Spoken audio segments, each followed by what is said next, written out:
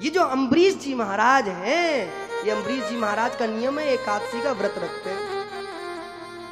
एकादशी का व्रत रखते हैं और व्रत के बाद में एक नियम है कि पारायण जब करते हैं, द्वादशी जब करते हैं ना किसी साधु संत को भोजन करा करके करते हैं। अब तो एक दिन की बात है, एकादशी का व्रत था इनका, इनके पास में दुर्वासा मुनि आए।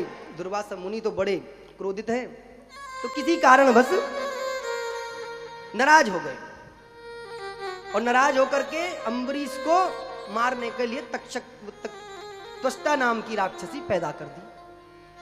उधर भगवान ने अम्बरीश के राज्य की सुरक्षा के लिए अपना सुदर्शन चक्र लगा रखा था कि अम्बरीश को कोई दिक्कत ना हो, क्योंकि अम्बरीश जो है ना वो भगवान का भक्त है, और जो भगवान के भक्त होते हैं उनकी सुरक्षा की जिम्मेदारी कौन लेते हैं? भगवान ही लेते हैं।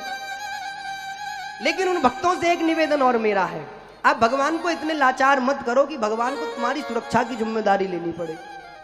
तुम अपने आप को स्ट्रांग बनाओ थोड़ा सा।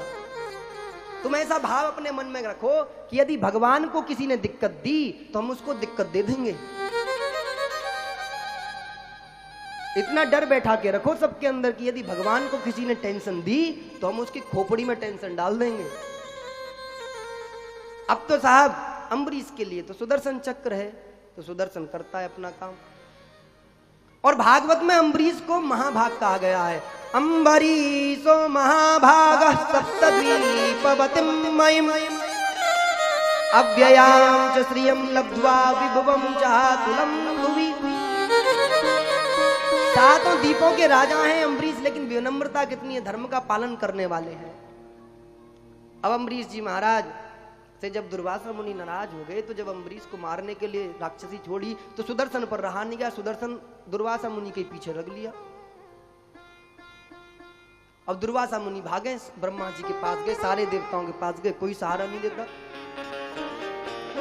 अब कोई सहारा जब नहीं देता तो सीधे भगवान विष्णु के पास ही जाते, कहते प्रभु आपका सुदर्शन मेरे पीछे पड़ा हुआ है, कृपा करके मेरी मदद करा दो। बोले मेरे हाथ में सुदर्शन नहीं है। बोले क्या प्रभु, ये सुदर्शन तो आपके अधिकार में है। बोले मेरे अधिकार में सुदर्शन है, लेकिन मैं अपने अधिकार में नहीं हूं। भागवत में कहा है अहम भक्त पराधीन यस्वतंत्रैव। भागवत में स्पष्ट है उल्लेख कि मैं भक्तों के अधीन हूं, भक्त जो कहते हैं मैं वो करता हूं, अपनी मर्जी का मैं नहीं हूं। और यदि अम्बरीश तुमको क्षमा कर देगा तो मैं तुमको क्षमा कर दूंगा, मैं क्षमा कर दूंगा तो सुदर्शन कर देगा। तुम्हें क्षमा चाहिए तो अम्बरीश के ही पास जाओ।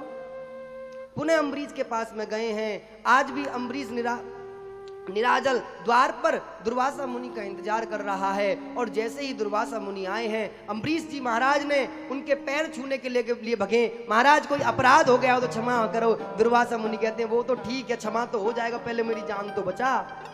ये जो पीछे आ रहा है, बोले क्या हुआ? बोले सुदर्शन मुझको मारना चाहता है तुम्हारा अपमान के कारण से। तो भगवान कहते चिंता नहीं करो। अम्बरीश जी महाराज कहते हैं कि यदि मैंने प्रभु की थोड़ी भी भक्ति की हो तो सुदर्शन इसको क्षमा कर दूं।